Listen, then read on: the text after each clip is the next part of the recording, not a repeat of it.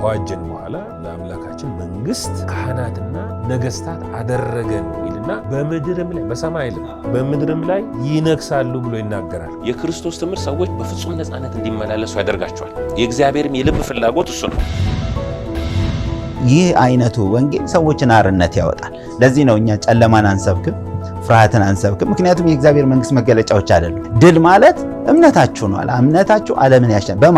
በክራይስት ላይ ያለን እምነት። ለምን? ክራይስት ዓለምን አሸንፏል። ስለዚህ ጽድቅ በሚባል በር በኩል ሰው ወደ እግዚአብሔር መንግስት ከገባ ሰላም አለው። እንደገና ደግሞ በደስታ ነው የሚኖረው። የመንግስቱ ወንጌል ሲሰበክ በሁለንተና ሰውን ሙሉ እያደረገ ነው የሚሄደው።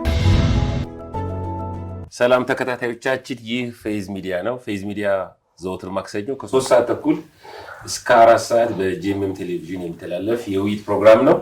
ዛሬም እንደወትሮው ፓስተር ቴዲ እና ፓስተር ያዕቆብ ከኔ ጋር ይህን ዲስከሽን ይዘንላችሁ ቀርበናል። ባለፈው 2 ሳምንት በአንድ ርዕስ ላይ ስንወያይ ቆይተናል። የአንደበት ኃይል በሚል ርዕስ ብዙ ነገሮችን እንዳገኛችሁ እርግጠኛ ነኝ። በዚህ ሰዓት ደግሞ በፌስቡክ ላይቭ ፌዝ ሚዲያ ወርልድዋይድ በሚል መከታተል ትችላላችሁ።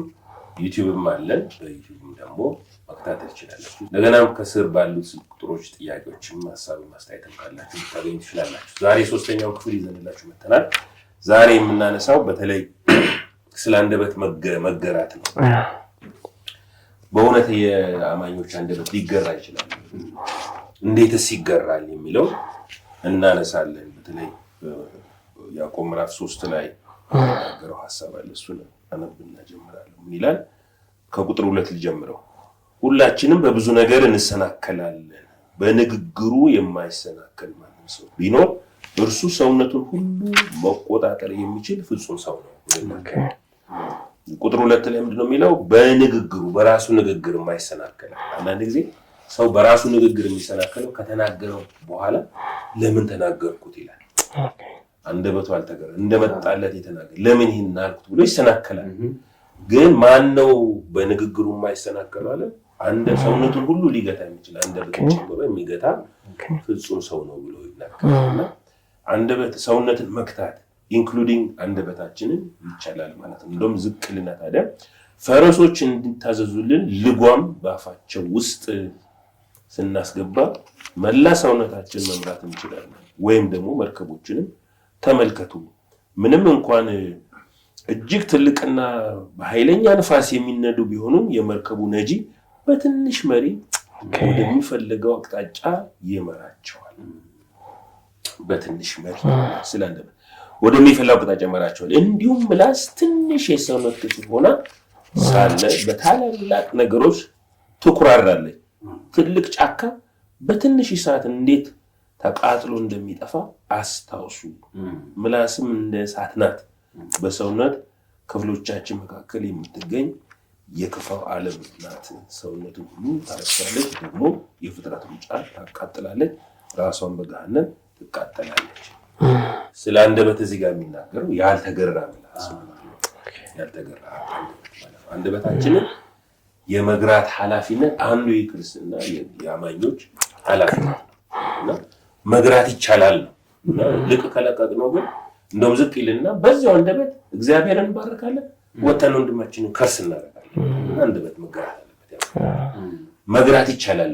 አዎ እንችላለን። አማኝ ስለሆነ የእግዚአብሔር መልክ ስለሆነ ከእግዚአብሔር ስለተወለደ ሕያው ስለሆነ እንችላለን። ግን እንዴት እንግራው የሚለው ብናነሳ ጥሩ ነው። እንደ ሐሳብ ባለፈውም ስለተነሳ ምን ይላል? ቆላስይስ ምዕራፍ 3 ቁጥር 16 እስከ 17 የክርስቶስ ቃል በሙላት ይኑርባችሁ፣ እርስ በርሳችሁ በጥበብ ሁሉ ተማማሩ፣ ተመካከሩ፣ በመዝሙርና በመሐሌት በመንፈሳዊ ቅኔ በማመስገን በልባችሁ ለእግዚአብሔር ዘምሩ፣ በእርሱ በኩል ለእግዚአብሔር አብ ምስጋና እያቀረባችሁ በቃል ሆነ በተግባር የምታደርጉትን ሁሉ በጌታ በኢየሱስ ስም አድርጉት ይላል እና በቃልም በተግባር። ስለዚህ በጌታ በኢየሱስ ስም አድርጉት ማለት ለጌታ ክብር አድርጉት። እንደ በኢየሱስ ስም ሲል እንደ ውክልና በጌታ በኢየሱስ ስም አድርጉት ሲል የተገራ እዚህ ጋር ስለ እግዚአብሔር ቃል ይናገራል። እስቲ ያዕቆብ እዚህ ሐሳብ ላይ እንዴት መግራት ይቻላል? የመግራትስ ይቻላል? በጣም አስፈላጊ ነገር ነው። በተለይ ለዚህ ነገር ከአይደንቲቲ አቅጣጫ ለምሳሌ ሰው መንፈስ ነው የሚለውን ትምህርት በትክክል ሰው ማወቅና መረዳት ያለበት መንፈሱ በሁለንተናው ላይ ገዢ እንዲሆን ነው። መንፈሱ አይምሮውን ኮንትሮል እንዲያደርግ፣ መንፈሱ በስጋው በአካሉ ላይ እንዲገዛ። እነዚህን አንዳንድ ሰዎች ለምን ትለያያላችሁ ይላሉ። እኔ አልለየሁትም፣ ሌሎች ሰዎችም የለያየ እግዚአብሔር ቃል ነው። ዕብራውያን 4 ላይ ይለያል ይላል። ስለ ሶስቱ ነገር በግልጽ የተቀመጠ ነገር አለ። ስለዚህ ሰው ይሄንን ካላወቀ አንደበቱን መግራት፣ አንደበቱን ማሰልጠን አይችልም። ለምን ፓስተር ቴዲ ባለፈው ሲናገር ነበር፣ ልብህን ጠብቅ ይልና የህይወት መውጫ ከሱ ነው ይላል። ህይወት ያለው በሰው መንፈስ ውስጥ ነው። ከዛ የሰው መንፈስ ደግሞ አንደበቱን ያሰለጥናል ይላል፣ ያስተምራል ይላል። ሌላው ደግሞ መለማመድ ደግሞ ያስፈልጋል። ለምሳሌ እግዚአብሔርን ለመምሰል ራስን አስለምድ ይላል። እንዲያውም አንድ ትርጉም ላይ መንፈሳዊ ህይወትን ሊያሳድግ በሚችል ነገር ላይ ጊዜህን አውል ወይም ደግሞ ጊዜህን በዛ ነገር ላይ አተኩር ይላል። ይሄ ደግሞ ምን ያህል ከእግዚአብሔር ቃል ጋር ሊኖረን ስለሚገባው ግንኙነት ይናገራል። እንደገና ምሳሌ 16:23 የጠቢብ ሰው ልብ አንደበቱን ይመራል ይልና ከንፈሮችም እውቀትን ያዳብራል። ማዳበር ማለት ከዕለት ወደ ዕለት ማሻሻል፣ ከዕለት ወደ ዕለት ማስተካከል ነው። ከስፖርትም ጋር አያይዞ ጳውሎስ አንስቶታል። ሰው በአንድ ጊዜ አንዳንድ ክብደት ለመቀነስ ስፖርት ቤት ይገባና ከዛ ለአንድ ሰዓት ያህል ስፖርት ከሰራ በኋላ ዘሎ ሚዛን ላይ ይወጣል። የአንድ ሰዓት ስፖርት የሰውን አካል በትክክል ሼፕ ማድረግ ጥሩ ፊትነስ እንደማያመጣ ሁሉ እንዲሁ ደግሞ ሰዎች በቤተ ክርስቲያን የሚያደርጉት ኮሚትመንት ብቻ ህይወታቸውን መለወጥና አንደበታቸው መግራት ማሰልጠን አይችልም። እንዲያውም ዋናው የእግዚአብሔር ሰው ኬኔት ሄገን በዚህ ቃላት በሚለው መጽሐፋቸው ላይ ሲናገሩ በቤትህ በትክክል የማትኖር ከሆነ ምንም አታገኝም። እና መንፈሳዊ ሰዎች በሁሉ ስፍራ በቤተ ክርስቲያን ብቻ አይደለም፣ አሁን በቤተ ክርስቲያን ውስጥ የተሳሳተ ነገር ለመናገርና ለማድረግ ኢንቫይሮመንቱ በራሱ አይፈቅድም። ስለዚህ ሰዎች አካባቢውን ተመሳስለው ሲወጡ ያላቸው ላይፍ ነው ሪሊ የነሱ ነገር። እንዲያውም ባነበው ደስ ይለኛል። ምዕራፍ ገጽ 37 ላይ በሌላ አገላለጽ የተናገርከው ይኖርሃል፣ እምነት የሚገለጸው በንግግር ነው ይላል። እምነት የሚለቀቀው በአፍ ንግግር ነው። ይህንን ከላይ ካነበብናቸው ጥቅሶች ማየት እንችላለን። ንግግር በራሱ ተግባር ነው። ይህንን ለመረዳት ጊዜ ፈጅቶብኛል።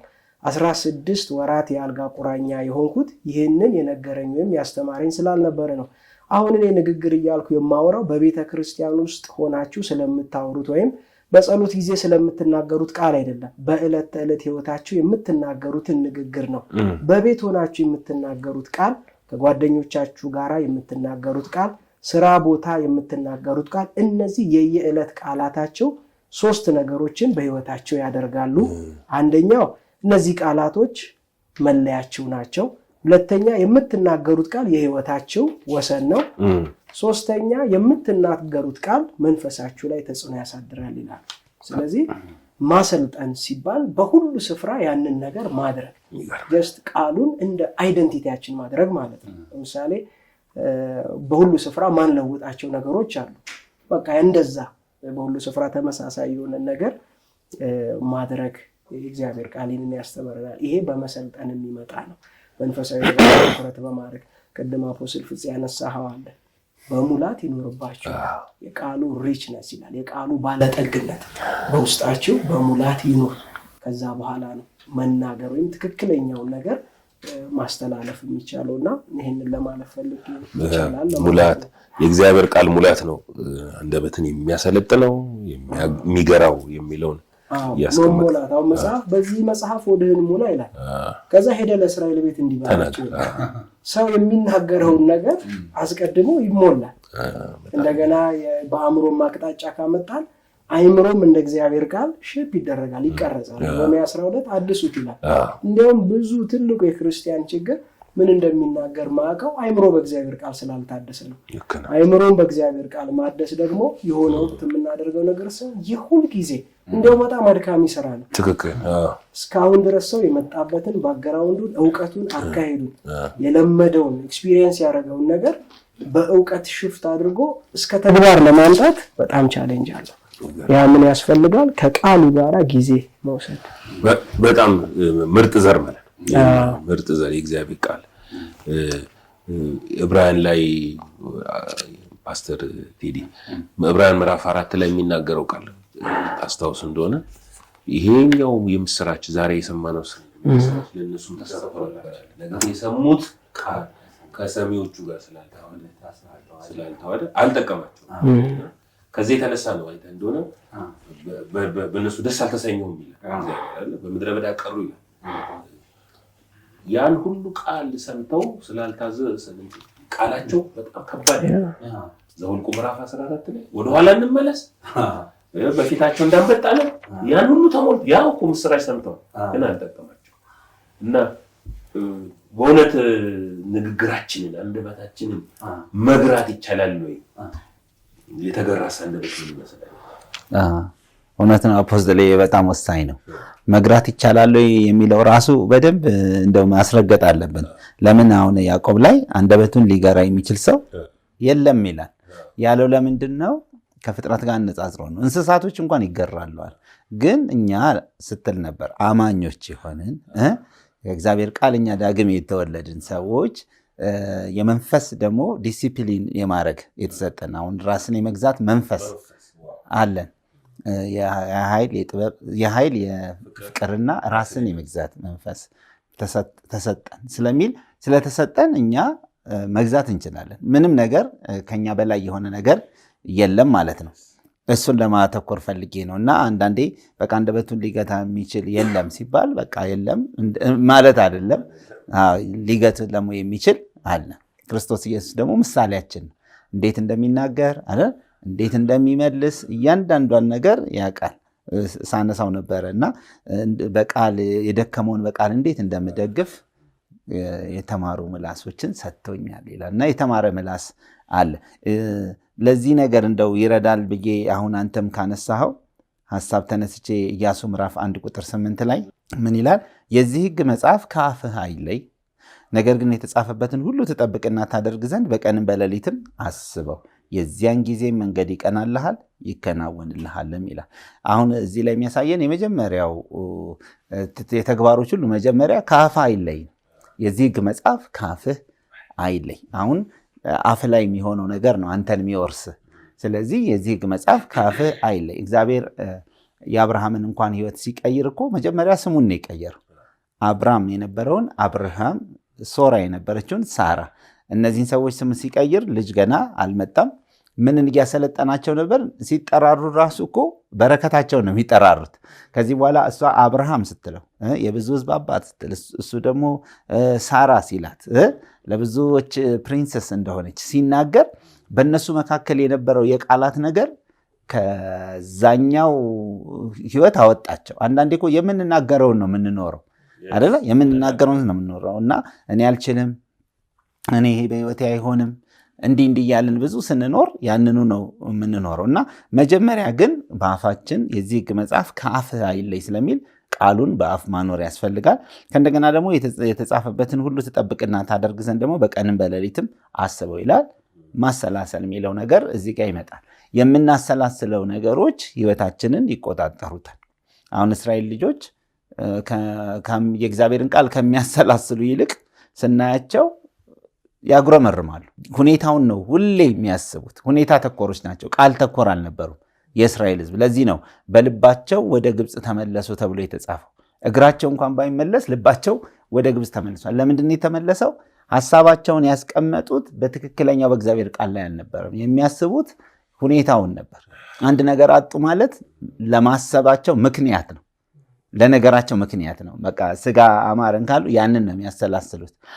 አንድ ነገር ሆነ ማለት ያን ነገር ነው የሚያስቡት። እንደውም መጽሐፍ ቅዱስ ከሚገርመኝ ነገር የእስራኤል ልጆች አጉረመረሙ ይልና ከዛ እባብ ላከባቸው ይላል። እባብ መጡ። እባቦች ራሳቸው መጥተው የተነደፉት ከማጉረምረም በፊት ራሱ እባብ የለም ነበር። ከማጉረምረም በኋላ ነው እባቦች የመጡት። ያ ምንን ያሳያል? የአንደበታቸው ቃል የሚጠራው ነገር አለ ማለት ነው።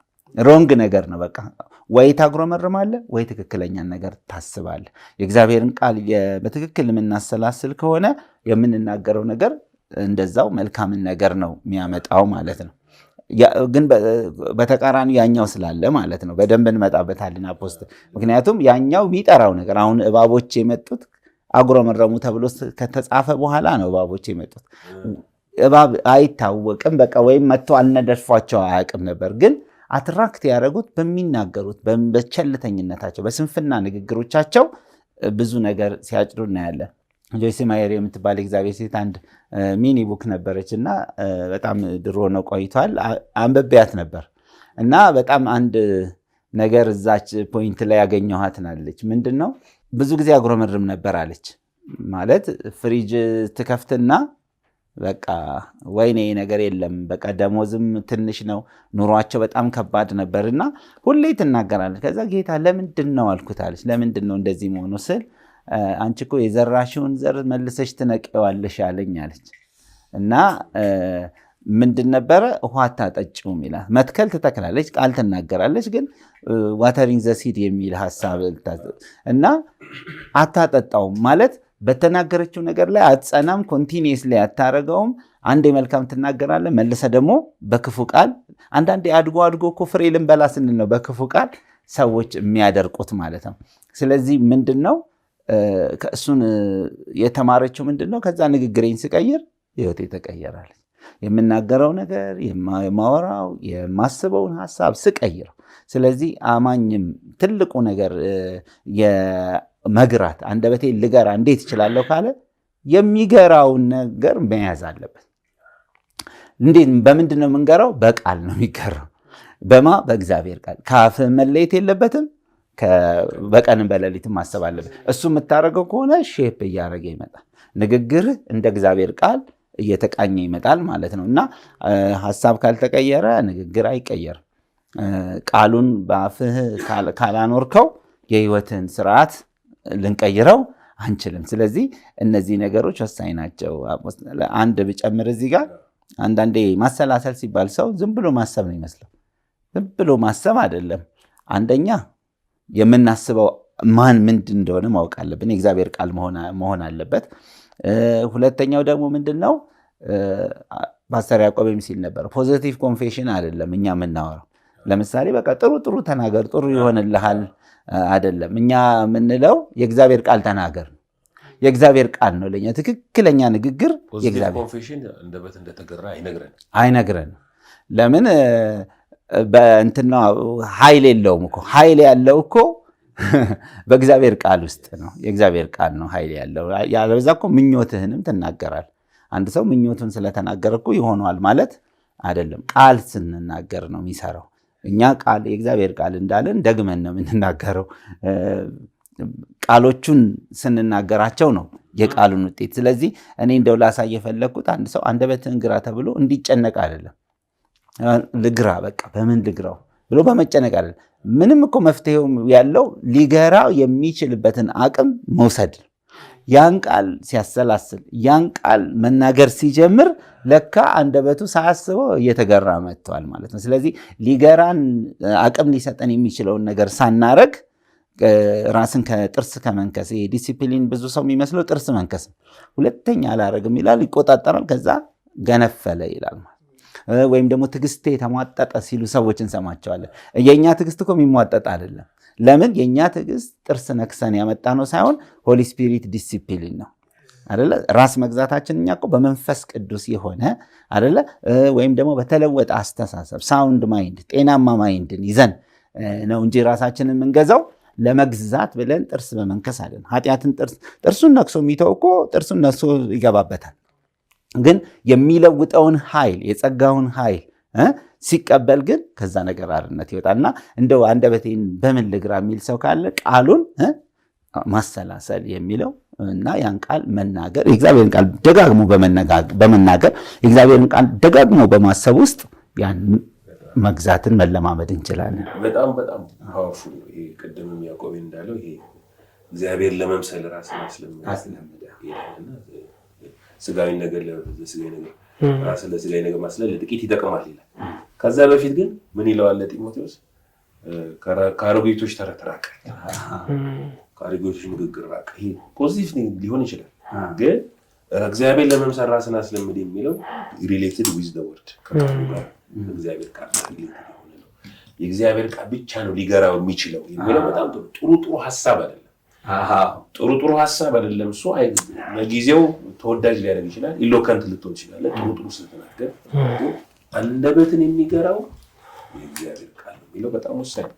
አንድ ቃል አንብብና ወደ አንተ መጣለው ያቆይ። ካልተገራ መዘዙ ምንድነው? የአንደበት መዘዝ ምንድነው የሚለው በዝርዝር ብንመለከተው ሁለተኛ ጢሞቴዎስ ምዕራፍ 2 ላይ ከቁጥር 14 ጀምሮ ይህንን አሳስባቸው በቃልም እንዳይጣሉ በእግዚአብሔር ፊት ምከራቸው፣ ይህ ምንም የማይገባ የሚሰሙትንም የሚያፈርስ ነውና። ይህም የማይገባ የሚሰሙትንም የሚያፈርስ ነውና። ይገርም። የሚሰማም ማነጽ ይባላል፣ የሚሰማ ማፍረስ ይባላል ይልና የእውነትን ቃል በቅንነት የሚናገር የማያሳፍርም ሰራተኛ ሆነ የተፈተነውን ራስን ለእግዚአብሔር ልታቀርብ ትጋ ይላል። ንግግርን ለመግራት ምንድነው የሚለው በእንግሊዝኛው? ራይትሊ ዲቫይድ የማያሳፍር ሰራተኛ እንድትሆን ዲቫይድ ትሩዝ ራይትሊ ነገር እውነትን በትክክል የሚከፋፍል የማያሳፍር ሰራተኛ ለመሆን ራስን አቅርብ ይላል እና ከዛ ቁጥር 16 ይላል ነገር ግን ለዓለም ከሚመች ከከንቱ መለፍለፍ ራቅ፣ ኃጢአታቸውንም ከፊት ይልቅ ይጨምራልና ቃላቸው እንደ ጭንቁር ይባላል። እንደ ተላላፊ በሽታ ቃላቸው ይባላል። ይሄ ኤግዚስት የሚያደርግ ነገር በተለይ ዳግም የተወለዱ አንደበታችን የሚያደርጉ የሚገርም ነገር እንደው ገላትያ ላይ ይላል አትሳቱ እግዚአብሔር ይዘበት ሰው ይዘራ ነው ያነው።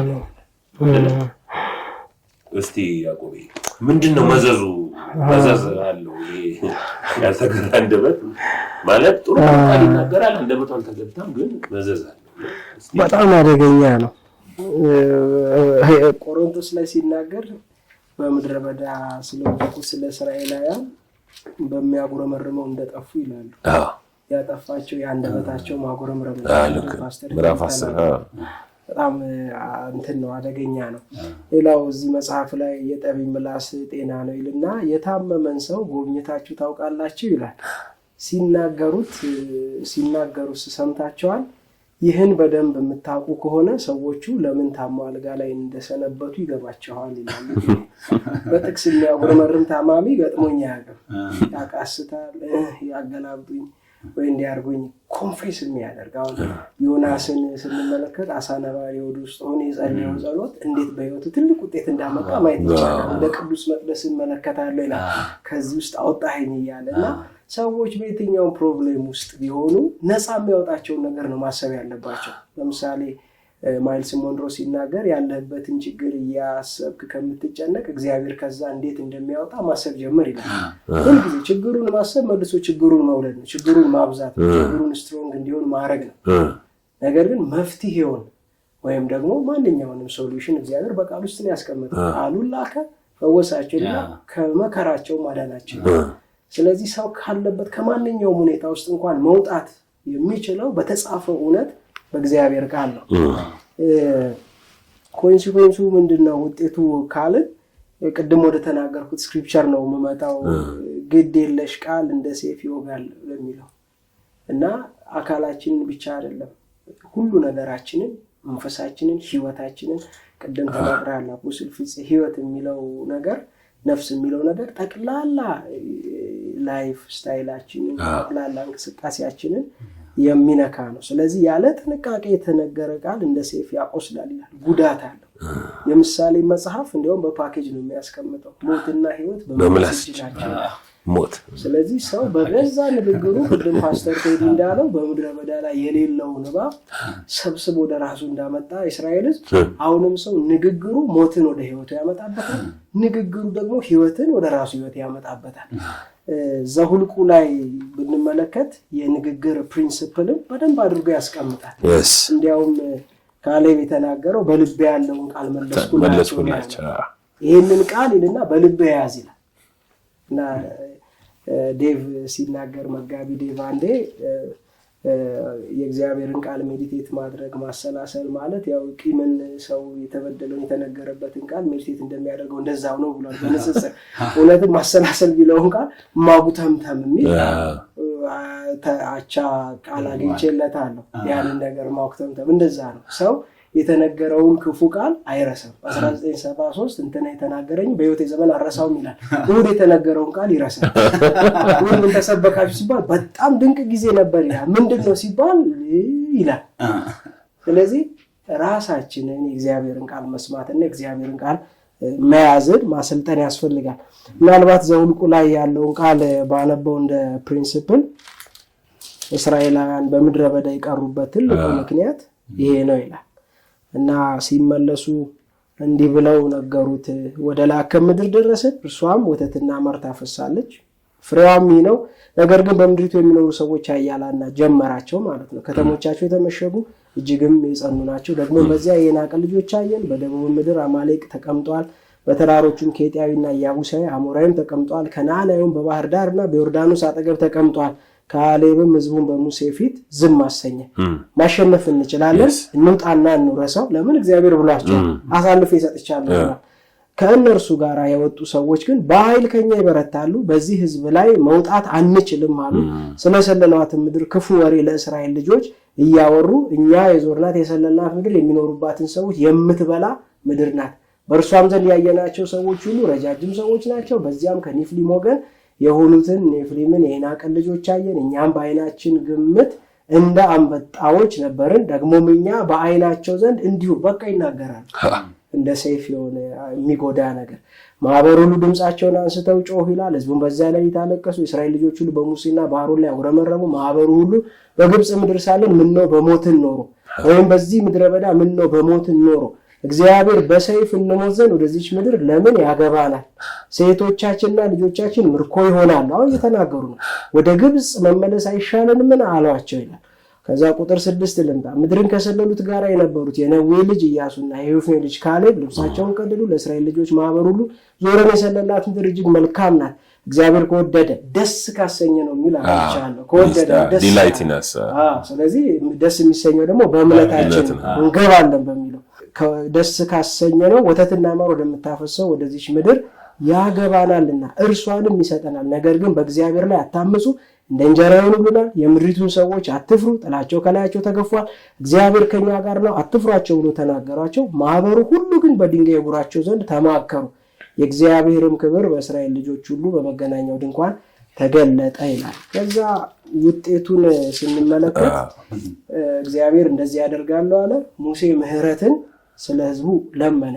ከዛ እግዚአብሔርም አለ እንደ ቃል ይቅር አልኩ አለ። ነገር ግን እኔ ሕያው ነኝና በእውነት የእግዚአብሔር ክብር ምድሩን ሁሉ ይሞላል። በግብፅ ምድርና በምድረ በዳ ያደረኩትን ተአምራቴን ክብሬን ያዩ እነዚህ ሰዎች ሁሉ 10 ጊዜ ተፈታተኑኛል።